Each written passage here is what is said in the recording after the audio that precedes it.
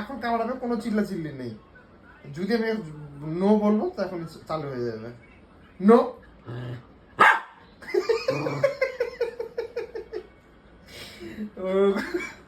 No বলা হবে কেন ওকে? কামড়া থেকে বিরত রাখা হবে কেন ওকে?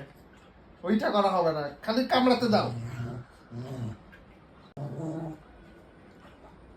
হাত দুটো চাপে ধরে কিভাবে চালাচ্ছে। মাংসের পিস পেয়ে গেছে, একদম খাসির টেংরি পেয়ে গেছে। দেখো দেখো দেখো না, কোনো সমস্যা নেই, চুপচাপ থাক, কামড়াতে দাও, কোনো চাপ নেই ছেলে। বিন্দাস চালাবে। দুই হাতে ধরে নি খালি কামড়। নো বলবো এখনই। নো নো দুটো নো নো নো। এটা কি টেংরি? তুই যে তোমাকে বকতেছে ওই। না করা যাবে না ছেলেকে। উফ, লাগে তো। কেন রে লাগে না?